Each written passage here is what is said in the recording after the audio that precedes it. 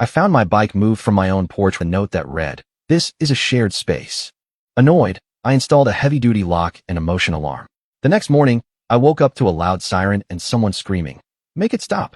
I walked outside and saw someone stuck, holding my bike with the alarm blasting in their ears. I sipped my coffee and said, "Oh, I thought this was a shared space. I'm a 35-year-old guy. I live alone, and I like keeping to myself. I don't throw parties. I don't blast music. I mow my lawn, shovel snow, and keep things neat. One thing I do love, though, is my bike. It's nothing super flashy, but it's a solid black road bike I've owned for years. I use it for errands, exercise, and clearing my head. I park it right outside my front door, on my part of the porch. I have a regular lock on it, and up until a few months ago, I never had a single issue. Then things started to feel off. I'd come outside in the morning, and the bike would be angled differently.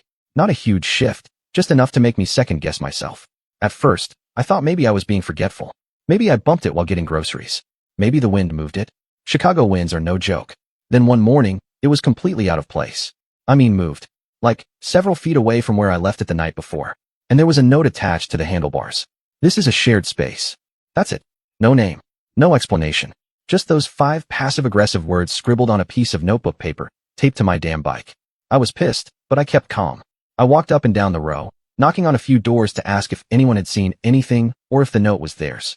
Most neighbors were confused and friendly. But when I got to one door, directly next to mine, I got a different vibe. Old guy, maybe mid to late 60s. Let's call him Mr. Anderson. He had moved in recently, and we hadn't spoken much. When I held up the note and asked, "Hey, did you move my bike?" He didn't even pretend. He just said, "It was blocking the walkway. These porches are shared space. We all need to be respectful." I told him politely but clearly that the porch in front of my door is my space. Nobody else parks anything there. He said again, "It's shared. You can't just take over the porch." I didn't want to start a war over a bike. I told him moving my stuff wasn't okay, and he said he understood. I figured that was the end of it. It wasn't. A week later, it happened again. This time I came out and my bike was moved all the way to the far side of the porch, practically in front of his door. No note this time. I knocked again, and he opened the door like he was expecting me. Same conversation, different day. "It looks neater over there," he said. "You have to think about how things look from the street." I reminded him, again, that he had no right to touch my stuff, and that I was keeping it neatly in my own area. He just gave me a smug smile and said, "Well, maybe the landlord will agree with me. Thing is, we own these units. There is no landlord, and I'm not some clueless tenant." At this point, I was done being polite. I ordered a new U-lock, the kind they use for motorcycles. Thick, solid steel, impossible to cut without power tools. I also bought a motion-sensitive bike alarm. It's about the size of a deck of cards and loud. If anyone so much as bumps the bike, it starts screeching like a fire alarm. That night, I set everything up. I locked the bike to the railing, attached the alarm, armed it, and went to bed. Around 6 a.m., I woke up to the most glorious noise I've ever heard. Siren blaring, echoing off the buildings. I sat up, threw on a hoodie, grabbed my coffee, and stepped outside. What do I see? Mr. Anderson, robe half open, hair wild, standing there with his hands on my bike, trying to yank it free while the alarm screamed in his face. He was squinting and mumbling, totally disoriented, clearly hadn't expected this kind of wake-up call. "Make it stop," he shouted. I sipped my coffee. Slowly, calmly. "Oh," I said as sweetly as I could. "I thought this was a shared space." His face turned purple. I walked over, turned off the alarm, and calmly unlocked the U-lock. "From now on," I said, "touch my stuff again, and we're calling the cops." He didn't say a word, just shuffled back into his house like a raccoon caught in a spotlight. For a few weeks, everything was quiet. He stopped talking to me, which honestly was a blessing. No passive-aggressive notes. No bike movement. I thought maybe, just maybe, the embarrassment of getting caught red-handed was enough to shut it down. Then one evening, I came home from work and something felt off again. I walked up to the porch, and my bike was in the same spot. Still locked, alarm intact, untouched. But something didn't sit right. The next morning, I went out to ride and noticed tiny scratches on the lock, like someone had tried to cut through it. The bike itself had marks on the paint near the chain. I checked the alarm. It was disarmed. Someone had figured out how to turn it off. I was livid. I work in IT. I'm not military or anything, but I know enough about security to start getting serious. I took the bike inside for a few days while I planned. First thing I did was check my porch camera. Yes, I had one, small, discreet, pointing right at the bike rack. I usually only used it to check for packages or see if the mail came late. But this time, I went digging through the footage. And there he was, Mr. Anderson, middle of the night, robe on, flashlight in his mouth, kneeling beside my bike. He reached into his pocket and pulled out what looked like wire cutters. He was trying to disable the alarm manually. At one point, he took out his phone and used the flashlight to peek under the seat. I don't know what he was looking for, but he spent a solid 10 minutes messing with it. I was watching a full-on sabotage attempt. I made copies of the video, stored them in multiple places, sent them to a friend just in case. And now it was war. I didn't call the cops. Not yet. I was going to make this man regret ever touching my stuff. So I upgraded the setup. I ordered a heavy-duty GPS tracker and hid it inside the frame of the bike. Next, I installed a second alarm, this one inside the frame. It wouldn't go off until the bike was actually moved more than 3 feet. And when it went off, oh man, not only would it sound like a siren, but it would start flashing a bright red strobe, like a disco ball from hell. I also added a sticker, plain as day, smile. You're on camera. Just to poke the bear. 2 nights later, it happened again. Only this time, he got the bike unlocked. I woke up to a phone notification. Bike movement detected, alarm active. I bolted out of bed, ran to the porch, and the bike was gone. My stomach dropped. Then I remembered the GPS. Pulled up the app, and there it was. The signal pinged about 5 blocks away, right in the middle of a quiet residential street. I threw on jeans, grabbed my keys, and drove out. Guess where the signal led? Right to Mr. Anderson's garage. I parked a few houses down and walked over. Sure enough, the garage door was open a crack. I peeked in. There it was. My bike, covered with a blanket. I didn't go in. I didn't touch anything. I took photos. Then I walked back home and filed a police report. Now, I know some of you are probably thinking, why not just handle it yourself? Believe me, I wanted to. But this wasn't just about the bike anymore. This was about boundaries and about the fact that this guy was getting bolder. And maybe even unstable. Later that day, the cops showed up. I gave them the footage, the GPS data, the photos. They went to his place. And here's where it gets worse. They didn't just find the bike. They found 2 other bikes. Neither were his. One had a kid's name written on the inside of the frame and marker.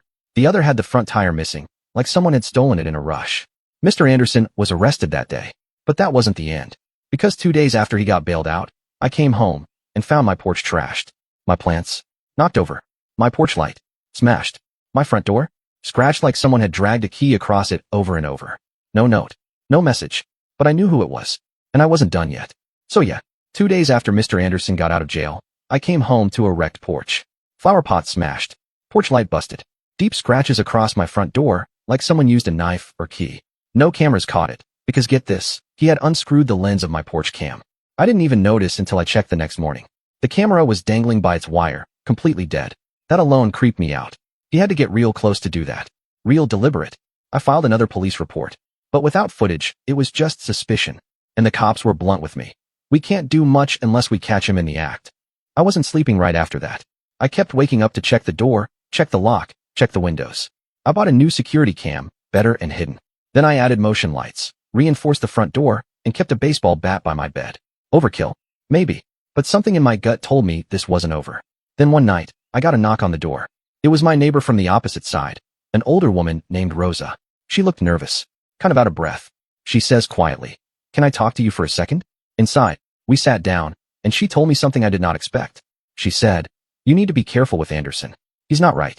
Turns out, Rosa's brother works at the county clerk's office, and after hearing about the arrest, he decided to look into Anderson's background. What he found? Wild. Anderson had lived in 3 different states over the last 10 years. Each time, he left after legal problems. Petty theft. Restraining orders. Vandalism. Once, a neighborhood dog went missing and someone spotted him digging in the woods behind his old house. Charges were dropped, but people moved away because of it. He was never charged with anything serious, but always left a mess behind. Like a snake that sheds its skin and slithers onto the next yard. I sat there, speechless. Then Rosa said something that made my blood run cold. She leaned in and whispered, "He watches people at night. I've seen him through the blinds, just standing on his porch. Not doing anything. Just watching." I didn't sleep that night. The next day, I did something I'd never done before. I knocked on every door on our block. Told them everything. Showed them the police reports. Gave them pictures, descriptions. I made sure everyone knew who Anderson really was. That night, 2 more people came forward.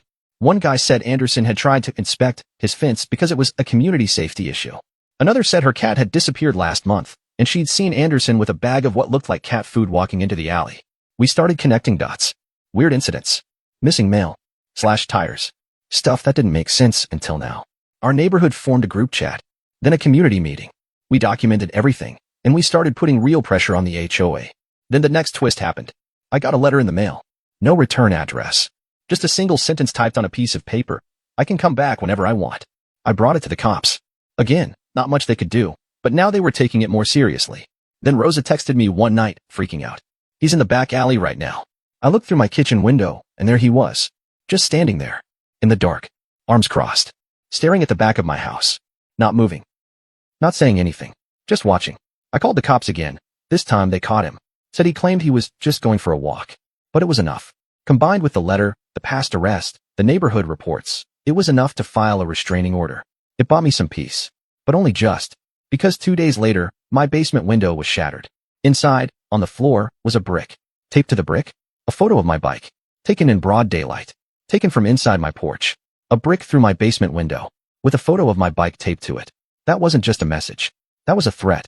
I called the police again, and this time they didn't brush it off. Between the restraining order, the break-in attempt, the bike theft, and now this, they opened a case for harassment and criminal damage. But still, they warned me it might take time to build anything solid enough to stick. I couldn't wait anymore, and I wasn't going to let this old creep keep creeping. So I started digging.